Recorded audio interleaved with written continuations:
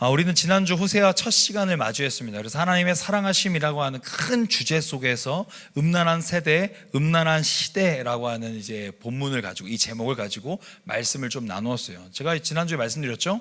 음란한 여인과의 결혼이라고 하는 그것이, 호세아에게 말한 것이 몸을 파는 여인과의 결혼을 말하는 것이 아니라 도리어 평범한 여인과 그냥 결혼한 것이다.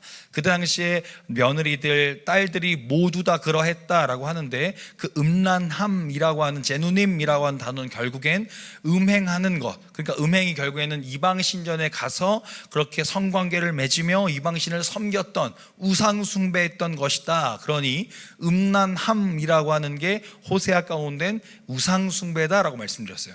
우상숭배가 편만한 시대 가운데 그냥 그렇게 살아가는 여인과 그냥 결혼한 거다라고 보시면 되겠습니다. 이것이 1, 2절의 이제 설명인데요.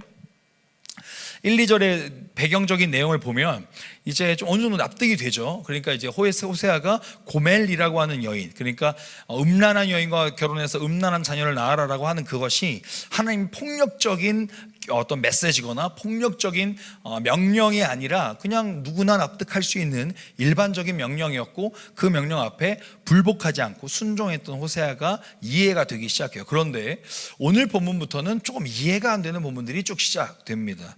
오늘부터 이제 호세아의 3명의 자녀가 등장하거든요. 오늘 본문, 방금 읽은 본문 가운데 그 3 자녀가 등장하는데, 이 자녀의 이름을 하나님이 직접 지어주세요. 그리고 이 자녀의 이름을 설명까지 해주십니다. 그걸 보면서 오늘 하나님의 마음을 같이 읽어보도록 하겠습니다.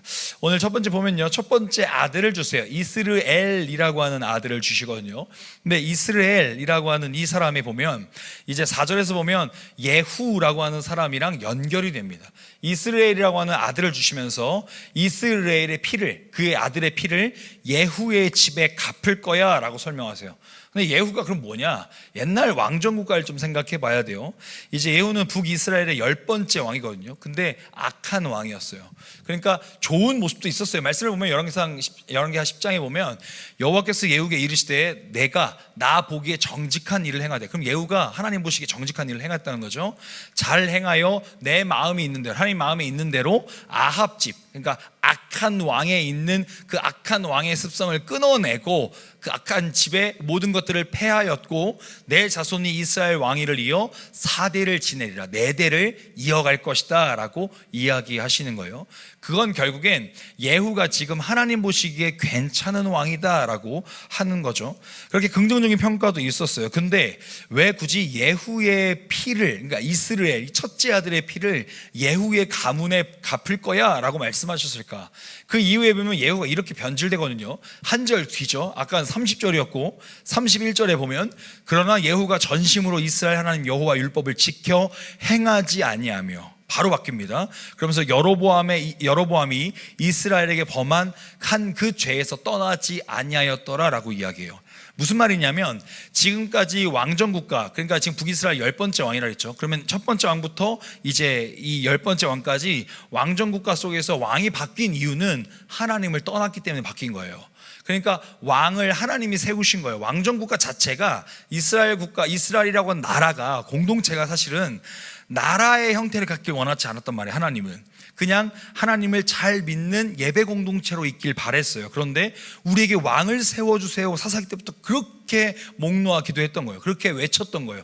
그때마다 너희의 왕은 나야 라고 사사기 선지자들을 통하여 계속 이야기했고, 그리고 마지막 사무엘에게도 그렇게 전하게 하셨어요. 그런데 결국에는 아닙니다, 우리는 왕이 있어야 좀 우리가 든든할 것 같아요 라고 헛된 생각을 하는 거죠. 그래서 그들에게 하나님이 사무엘에게 말씀하셔서 왕정국가를 허락하시는데 내가 왕을 허락할 거야. 근데 그 왕은 곧 나를 상징하는 거고, 그 왕이 나를 잘 섬기느냐 잘 섬기지 않느냐를 따라서 그 왕을 내가 인도해 갈 거야 라고 말씀하신단 말이에요. 그리고 사울을 주세요.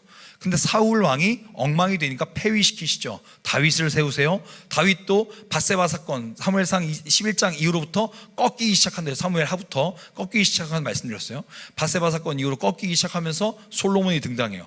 솔로몬도 1000명의 처첩들을 두면서 이 모든 나라들에게 자기 국고를 보여주고 자랑하는 그런 모습들, 교만한 모습들이 있으면서 폐위당하고 북이스라엘, 남유다로 나눠지기 시작합니다. 그렇게 해서 쭉 역사가 이어져요. 근데 북이스라엘이든 남유다든 똑같이 악한 왕은 악한 왕이라고 써 있고 폐위시키고 선한 왕은 선한 왕으로 이렇게 잘 맞췄더라라고 기록해요. 그러니까 이 왕정국가 자체가 지금 하나님의 마음에 들지 않으면 도중 폐위가 되거나 죽임을 당하거나 아니면 그 과오가 말씀 가운데 쓰여 있어요. 그러면 북이스라엘 10번째 왕이 예후라고 했어요. 이 예후 왕이 잘 지내다가 30절까지 잘 지내다가 31절에 이렇게 변질돼요. 그러니까 이스라엘 여로보암 그 전 왕이 이스라엘에게 범한 그 죄가 뭐냐면 우상숭배 죄예요. 우상숭배 죄를 결국엔 다 끊어내지 못한 거예요. 끊어낸 것처럼 보였는데 어느 순간 끊어내지 못하고 똑같은 짓을 고짓을 똑같이 하더라라고 성경에서 이야기하는 거죠. 이건 뭐라고 봐야 되냐면 이제 오늘 말씀 속에서 예후의 피를 갚을 것이다 라고 이야기할 때 이스라엘이라고 하는 첫째 아들을 통해서 경고하고 싶었던 건 지금 이스라엘 공동체의 지도자들에 대한 폐역을 이야기하고 싶었던 거예요. 그러니까 예후라고 하는 왕이 이전에 있었던 왕들의 그 과오를 분명히 알았고 하나님 폐위시킨 걸 알았음에도 불구하고 그걸 끊어내지 못하고 또 우상숭배하는 걸 보면서 이걸 끄집어 오시면서 지금 너희들 이 호세아 시기의 지도자들이 여전히 우상숭배에 쩌들어 있다라고 경고하시는 거예요. 그랬을 때 여전히 돌아오지 못한 이스라엘 공동체의 리더들, 내 마음에 있는 대로 아합의 집에 다 행하였은즉 이렇게 잘 했다가도 결국엔 죄 되어서 떠나지 못한 모습들을 보이는 것이 지금 이 예후뿐만 아니라 호세아 시기의 지도자들이었더라라고 하는 걸 이야기하는 거죠. 그랬을 때 지도자들은 여전히 죄악 가운데 있었다라는 걸 볼 수 있는 거고요. 그 다음에 딸을 낳거든요. 그 다음에 이제 둘째 딸을 낳는데 로루하마다라고 이야기를 해요. 근데 로루하마라고 하는 이 뜻이 긍휼히 여김을 받지 않는다라는 뜻이에요. 그러니까 이스라엘 족속을 내가 긍휼히 여겨서 용서하지 않을 것이다, 긍휼히 여기지 않을 거야 라고 하나님이 그 이름을 짓는 거죠. 딸의 이름을 이렇게 지었다는 건 그건 미친 거 아니고서는 사실 이렇게 지을 수 없어요. 아빠 엄마 입장에서. 근데 하나님이 이 이름을 왜 주셨냐라고 하는 거예요. 이것에 보면 둘째 딸의 이름을 통해서 여기서 둘째 딸의 이름을 통해서 내가 밑에 세 번째 줄이요. 그러나 내가 유다 족속을 긍휼히 여겨 그들의 하나님 여호와로 구원하겠고 라고 하는 건 유다 족속은 지금 그렇게 죄악되지 않아 라고 이야기를 하는 거고, 지금 위쪽 노란색으로 보면 이스라엘 족속을 긍휼히 여겨서 용서하지 않을 것임이라 라고 하는 건 북이스라엘과 남유다를 말하는 거거든요.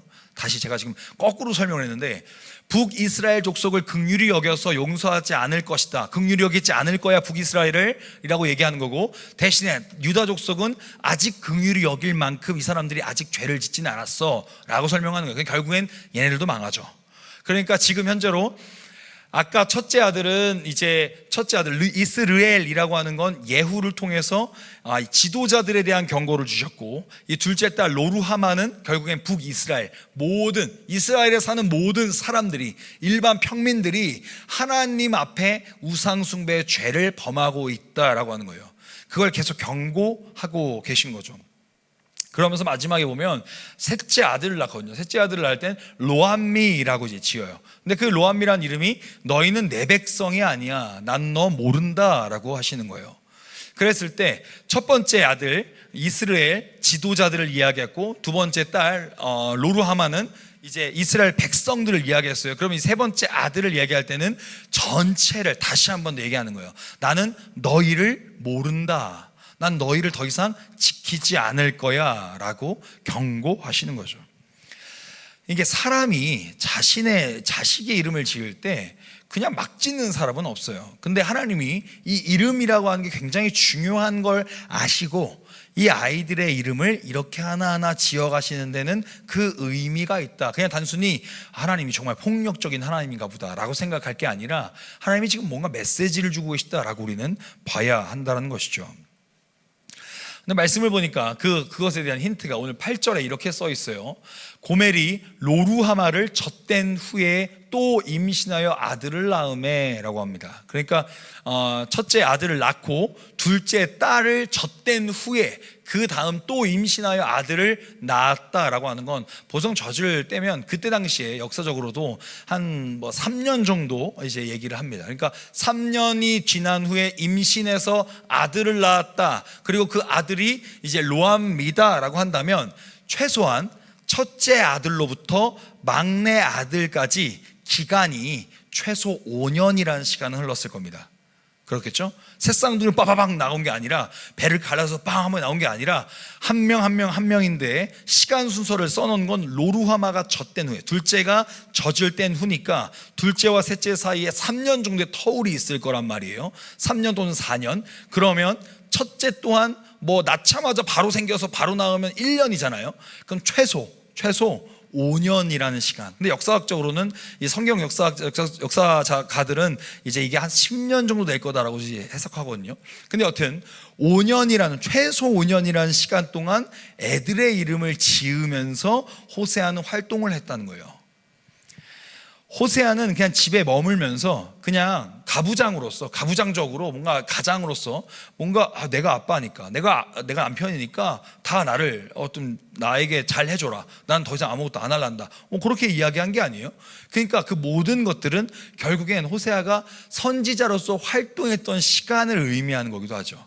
그러면 첫째 아들을 낳았을 때 이스라엘이라고 하는 아들을 낳고 내 아들이 이스라엘입니다 라고 설명할 때 이스라엘이 뭐예요? 라고 했을 때 이스라엘은 예후의 피를 너에게 갚을 거다. 이스라엘의 피를 예후의 집안에 갚을 거다 랍니다. 근데 그게 무슨 뜻이에요?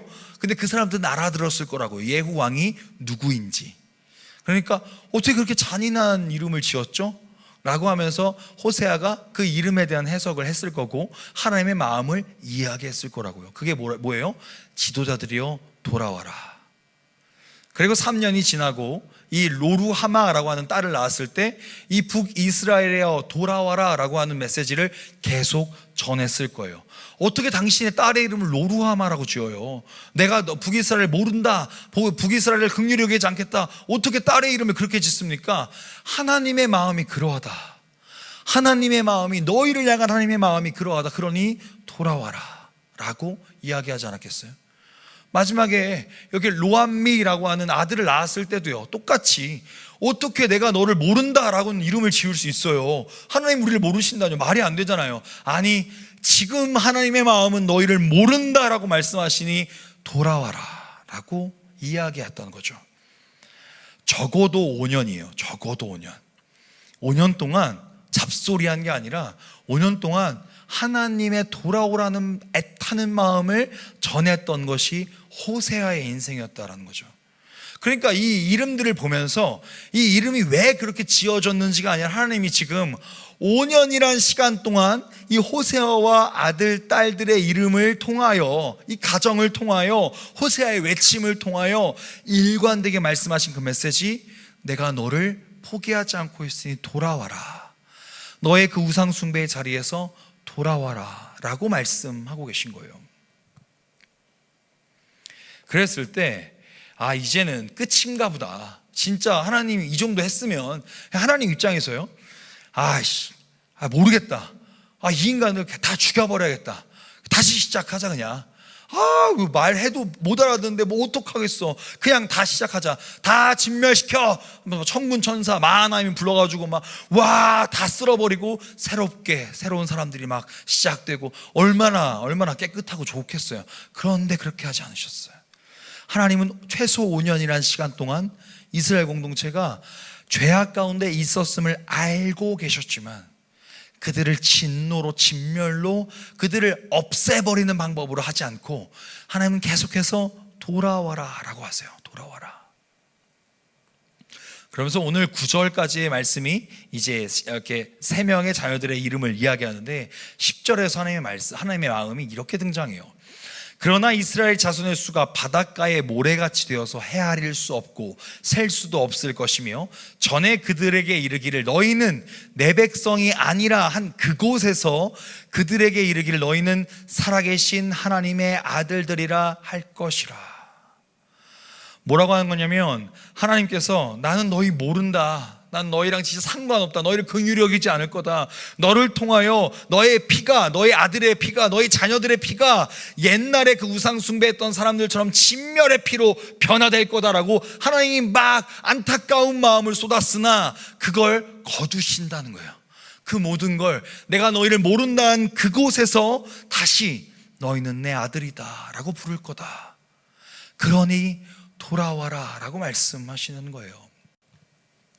사랑하는 여러분, 호세아라고 하는 이 인물을 통해서 그렇게 보면 5년이란 시간 동안 호세아에게 고통과 고난의 시간이었겠죠. 그런데 하나님은 그 시간을 통해서 계속해서 보여주고 싶었던 거예요. 선지자의 그 삶을 통해서 돌아오라는 메시지를 주고 싶었던 거예요. 호세아도 왜 내 새끼들의 이름을 그렇게 짓습니까? 내 애들의 이름은 내가 지으면 안 됩니까? 라고 이야기하지 않아요. 하나님 주신 이름 짓는 건 지금 호세아의 마음에, 호세아 가정의 마음에 하나님의 마음이 가득했기 때문에, 하나님이 지금 왜 이렇게까지 우리의 이름들을 지어가시는지를 알았기 때문에 그 가정을 통해서 계속해서 이야기하고 계시다는 겁니다. 그랬을 때 우리가 묵상해야 될 건 단순히 호세아와 호세아의 아이들의 이름이 무지막지했더라 또는 음란한 시대였더라가 아니라, 그런 시대 가운데서도, 그런 어떤 우상숭배의 시대 가운데서도 우상숭배를 버리지 못하는 지도자들과 그리고 많은 백성들과 계속해서 계속해서 회개를 선포하지만 회개하지 않은 이 모든 사람들이 결국엔 하나님의 뜻으로 돌아오기를 하나님은 바라시고 원하셨다라는 걸 우리는 호세아를 통해서 경험하고 고백할 수밖에 없다라는 것입니다. 사랑하는 여러분, 호세아 시대에 돌아오라라고 말씀하신 그 하나님이 지금 우리에게도 말씀해 오고 계시다는 거예요. 이스라엘 백성도 표면적으로는 하나님을 믿는 예배 공동체였어요. 표면적으로는. 그런데 우리 또한 표면적으로는 예배하는 공동체예요. 그런데 우리 마음에 표면적으로가 아니라 내면적으로, 중심적으로 하나님 앞에 예배하지 못하는 모습들도 우리에게 있다라는 겁니다. 제가 아까 예배 전에 이제 막 우리 찬양팀 연습을 하는 중에 이제 드럼이 이제 막 깨져서 나오기 때문에 이제 막 드럼도 갖고 오고 막 별의별 짓을 막 했어요. 왜 내가 그런 짓을 예배 직전에 땀을 뻘뻘 흘려가면서 할까? 제가 왜 그런 짓을 할까요? 그런 짓이라기보다는 왜 그렇게 할까요? 지금 당장 제 귀에 듣기에 좀 그래서요? 또는 지금 당장 진우가 좀 플레이하기 좀 어려울 것 같아서요? 그런 마음도 있겠죠? 그런데요, 이건 예배이기 때문에 그래요. 예배예요. 예배. 우리가 하나님께 올려드린다라고 표현할 때 물론 하나님의 부르심 앞에 그저 응답하는 거고 하나님 앞에 고백하는 겁니다만, 하나님 부르신 겁니다만, 우리가 하나님을 예배하는 건데 세상에서 하는 것보다 덜 한다면 그거 죄 짓는 겁니다. 그래서 저는 미디어 팀에게 그렇게 간곡히 부탁하는 거예요. 제가 미디어를 하는 사람으로서 미디어 팀이 예배드리기 진짜 어려운 자리예요. 음향을 보면서 예배를 드릴 수가 없어요. 굉장히 예민해져요. 그 주변의 사람들도 뭐가 크다, 뭐가 작다 그런 얘기 계속 하거든요. 그리고 때로는 내 마음에 들지 않는 사람의 소리를 꺼버리고 싶기도 해요. 인간이니까요. 그런데요, 예배는 그러면 안 돼요. 하나님 앞에서 예배 드리는 거예요. 그래서 우리 모두가 긴장해야 된다는 소리입니다. 우리 모두가 그래서 준비해야 된다는 소리예요. 예배를 연습할 때 제가 가끔씩 싱어들에게 막 자리 제대로 서라, 연습 제대로 해라, 애들 막 들어오는 거 나가라, 애들 내보내라 하는 건 애들이 싫어서가 아니에요. 나도 애들을 좋아해요. 그런데 연습부터 예배예요. 우리는 예배는 내가 만족하려고 드리는 게 아니라고요. 예배는 하나님 앞에 감사함으로 고백하고 간구하는 거예요. 때로는 우리가 너무 힘들어서 내가 물 가운데, 불 가운데, 바다 가운데 있는 것 같은 막막함 속에 있는 상황일지라도 그 감정을 다 그냥 토해내더라도 내가 맡은 이 자리를 하고 있는 건 나를 통하여 하나님께서 또 공동체에 일하고 계심을 알기 때문에요. 제 마음이 어려워도 설교하러 올라오는 건, 제 마음이 무너지는 상황에도 설교할 수 있는 건, 설교를 해야 하는 건 내게 맡겨진 사역의 자리가, 내게 맡겨진 하나님께 주신 그 자리가 이 자리이기 때문에 하나님 앞에서 고백하는 거라고요. 여러분에게 좋은 설교, 좋은 대담, 좋은 이야기 들려주려고 서는 게 아니라 하나님께서 지금 우리에게 주신 마음을 어떻게든 제 생각을 조금 덜 하더라도, 또 하고 싶은 얘기 좀 안 하더라도 하나님 앞에서 우리 공동체가 세워지길 바라는 마음으로 하고 있다는 거죠. 그랬을 때요, 악기팀과 싱어팀, 자막팀, 음향팀, 모든 사람들이요 센시티브하게 움직여야 돼요. 왜냐하면 예배를 드리는 거니까.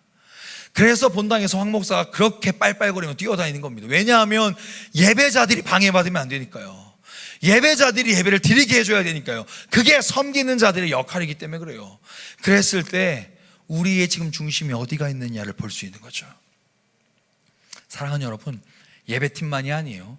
우리 모든 회중들도요. 여기에 딱딱딱딱 마치 네 분단에 한 명씩 앉은 것처럼 앉은 우리 성도님들과 우리 형제자매들과, 그리고 이 자리에 나오지 못한 일부 예배 드리고 나가버린 그런 형제자매 모두 포함해요. 모두 하나님을 예배하는 마음을 지켜야 돼요. 하나님은 우리에게 다시 돌아와라라고 말씀하세요. 너의 마음의 중심이 너에게 있구나 라고 말씀하신단 말이에요. 그냥 악기 연주하고 싶으시면 백화점 문화센터 가시면 돼요. 그냥 노래하고 싶으면 백화점 문화센터 가면 많아요. 그냥 앞에서 잡담하고 싶으면 백화점 문화센터 가면 돼요. 우리는 하나님을 예배하는 자들입니다. 하나님은 지금도 우리의 이 음란한 마음을, 우리의 이 우상 숭배의 마음을 돌아와라 라고 말씀하고 계세요. 너의 마음의 중심이 나에게 있길 바란다. 너의 마음의 중심이 어떤 다른 것들에 막 있는 우상 숭배를 이제는 끊고 돌아와라. 하나님이 그렇게 우리에게 말씀하고 계십니다. 사랑하는 여러분, 우리 공동체가 지금 많이 어려운 시간을 보내고 있어요. 그래서 그것 때문에 우리 청년부도 많이 힘들 겁니다. 이 시간이 언제 끝날런지, 아니면 어떻게 마음이 아파질 수 있을지 아무도 알 수 없어요. 그런데 어제 이제 금요일 날 제가 설교를 했는데 어떤 마음이 가장 많이 들었냐면, 제가 설교를 준비하고 그냥 목사로서 해야 할 말을 해야겠다, 진짜 해야 할 말을 해야겠다라는 생각으로 어제 마지막에 좀 마무리를 조금 뭔가 이렇게 아프게, 누군가는 아프게, 누군가는 불편하게 듣겠지만 했어요. 근데 그렇게 하면서 쭉 보는데, 이게 금요 예배 세팅이거든요, 의자가. 그렇게 하고 기도가 끝나고 막 많은 분들이 나가셨을 때 여기서 또 싸움이 일어났어요. 금요 예배가 끝날 때마다 싸워요. 왜냐하면 너무 크게 대적 기도를 하시거든요. 근데 제가 설교를 할 때 대적 기도는 하나님을 두려워하지 않는 거라고 말씀드렸어요. 근데 제 설교가 얼마나 영향력 있겠냐 싶습니다만, 여튼 막 대적 기도를 시작하시는 거예요, 서로가. 그러면서 싸움이 시작된 거였죠. 저는 이 상황을 보면서 누군가의 잘못 또는 우리 모두가 지금 잘못 가고 있다라는 생각들을 참 많이 해요. 그래서 어제 이제 금요일 날 하고 보소서 주님이라는 찬양으로 막 결단 찬양을 하는데, 무릎을 너무 꿇고 싶은 거예요, 마음에. 근데 무릎을 꿇으면 안 되거든요, 저는.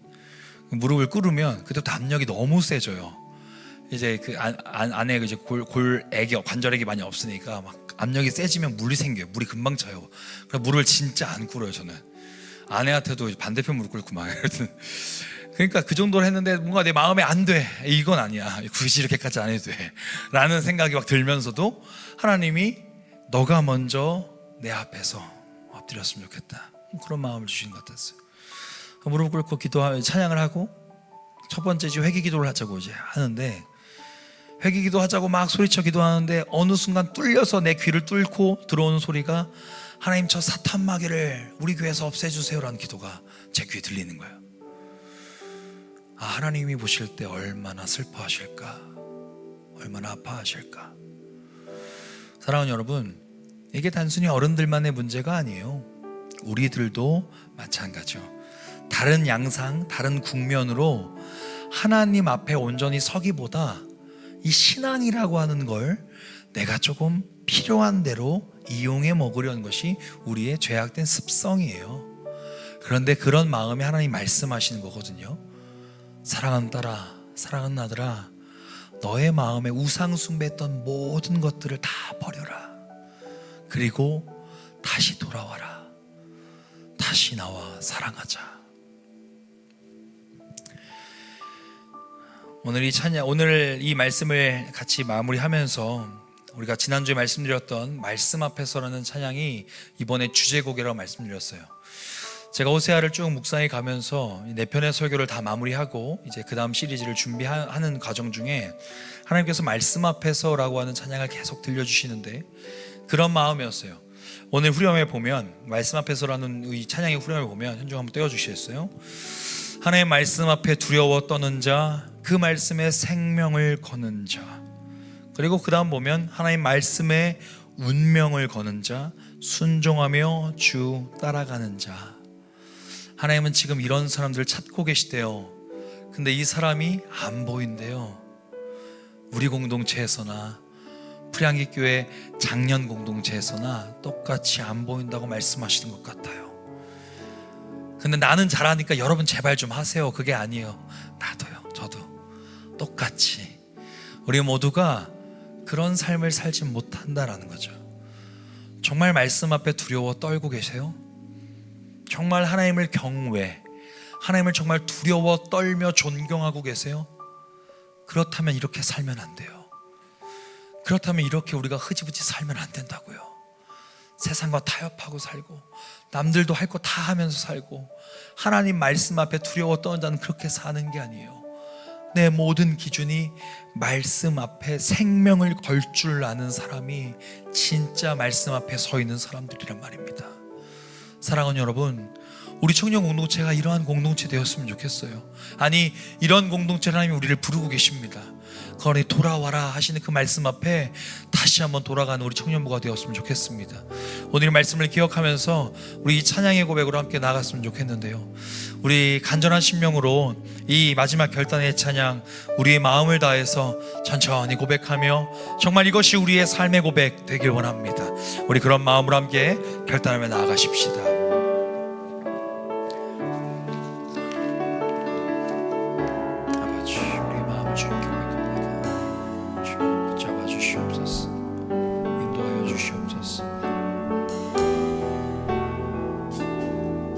우리 함께 고백할까요? 말씀 앞에서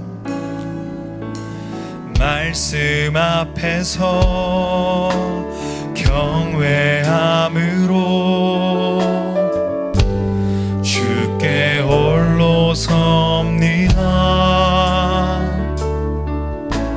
생명의 말씀 읽고 순종해 주를 예배합니다. 한 번 더요. 말씀 앞에서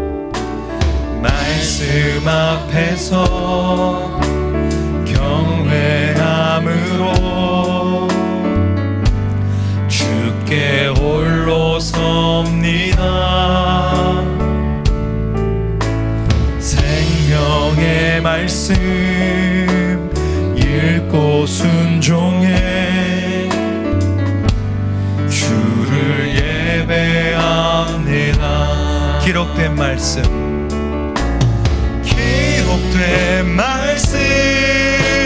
힘이 있어서 진리로 우리 거룩해 하며 거룩한 말씀 세세 영원히 복음이 되어 말씀하시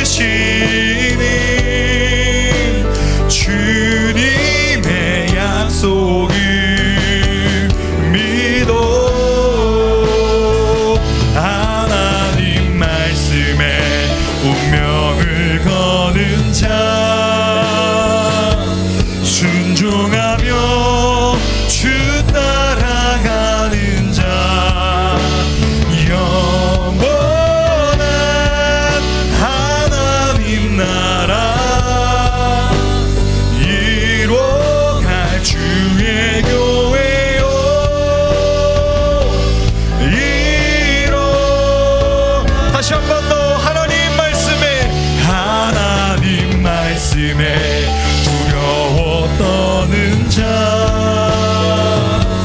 그 말씀에 생명을 거는 자 한 사람 찾으시는 주님의 약속을 믿어 하나님 말씀에 운명을 거는 자 순종하며 주 따라가는 자 영원한 하나님 나라 이뤄갈 주의 교회요 한 번 더 고백합니다. 하나님 말씀에 두려웠던 주님, 이것이 우리의 고백 되길 원합니다. 순종한 녀의 생명을 거는 자 한 사람 찾으시는 주님의 약속을 믿어 하나님 말씀에 인생을 거는 자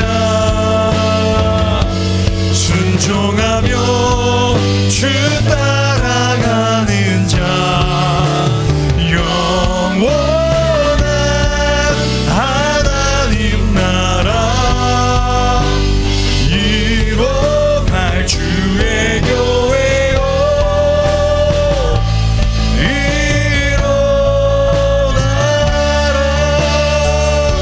사랑하는 여러분, 이 시간 기도하길 원합니다.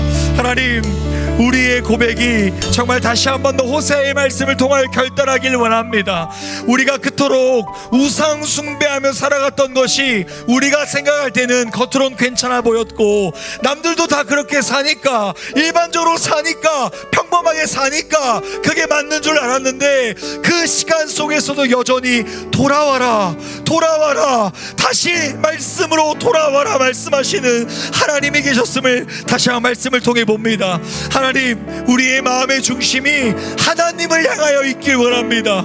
하나님을 예배하는 거, 하나님 앞에 바르게 세워지는 거, 하나님 앞에 말씀대로 순종하며 사는 것이 우리의 인생의 고백될 수 있도록 주님 인도하시고 축복하여 주시옵소서. 이 시간 다시 한번 말씀을 기억하며 그렇게 살겠노라고, 그렇게 다시 한번 도전해 보겠노라고 결단하며 고백하십시다. 함께 주님의 이름 한번 간절히 부르짖고 통성으로 기도하며 나아갑니다. 기도하겠습니다. 주여,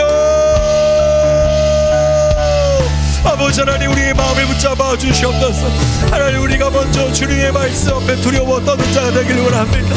주님의 말씀 앞에 인생을 거는 자가 되길 원합니다. 하나님, 붙잡아 주시옵소서. 하나님, 인도하여 주시옵소서. 우리의 모든 마음과 생각이 하나님 앞에, 하나님 안에 있길 원하고 정말 돌아오라 말씀하신 하나님의 음성이 수년간 들려왔던 호세아 시기처럼 우리에게도 지금도 지속적으로 말씀하고 계시는 하나님의 음성을 이제 듣고 이제 순복하며 하나님 앞에 세워지게 하여 주시옵소서. 하나님, 우리의 모든 모습과 마음이 하나님 앞에 있길 원합니다. 우리의 모든 모습이 하나님 안에 있길 원합니다. 주님이여, 축복하여 주시고 인도하셔서 하나님의 은혜가 차오름치게 하여 주시옵소서. 하나님, 우리의 모든 모습 속에 정말 마음의 중심이 하나님을 향하여 있길 원합니다. 주님, 다른 것 보기보다 하나님 앞에 선 예배자로, 하나님 앞에 선 그리스도인으로 온전하고 올바르게 세워질 수 있도록 주님이여 인도하여 주시옵소서. 주님이여 축복으로 붙잡아 주시옵소서. 하나님을 기대하며 소망하오니 우리의 모든 심령의 고백 가운데 강력하게 주관하여 주시옵소서. 하나님의 은혜를 소망합니다. 주님 말씀에 두려워 떠는 자 우리가 되길 원합니다. 우리 불량기 교회와 불량기 청년부가 말씀에 두려워 떠는 자 되길 원합니다. 주님이여 축복하여 주시옵소서. 인도하여 주시옵소서. 주님입니다. 사랑하는 하나님, 우리는 여전히 우리가 살고 싶은 대로 살아가는 이기적인 존재임을 우리는 압니다. 하나님께서 최소 5년 동안 돌아와라, 돌아와라, 너희의 지도자들과 너희의 모든 백성들과, 아니 너희 모두가 지금 나를 잊고 살고 있다. 그러니 제발 돌아와라. 그렇게 말씀하신 하나님의 말씀 앞에 우리도 떳떳하지 못합니다. 하나님, 우리가 먼저 남들 비교할 게 아니라 우리가 먼저 하나님 앞에 바르게 세워지는, 우리의 중심이 하나님 앞에 올바르고 온전하게 세워지는 온전한 믿음의 공동체가 우리 불양기 청년부 될 수 있도록, 우리 청년들의 각 심령들 될 수 있도록 주님 축복으로 인도하여 주시옵소서. 하나님, 우리 공동체를 사랑하신 하나님 앞에 우리의 마음을 쏟아냅니다. 하나님께서 우리 공동체를 이끌어가 주시고 우리 불양기 청년부가 그렇게 하나님의 부르심 속에 응답하며 하나님을 온전히 예배하고 하나님의 온전한 사랑을 온전히 누리는 따뜻하고 아름다운 공동체로 세워질 수 있도록 주님 축복하여 주시옵소서. 주께서 우리의 모든 고백 가운데 함께 하시고 인도하실 줄 믿사오며 살아계신 예수님의 이름으로 기도드립니다. 아멘. 우리 주 예수 그리스도의 은혜와 하나님의 사랑하심과 성령의 교통하심이 이 자리에서 하나님의 말씀을 듣고 돌아가기로 결단하며 회개하며 나아가는 우리 모든 청년 공동체 각 심령 위에 이제로부터 영원토록 함께 하옵시기를 간절히 축원하옵나이다. 아멘.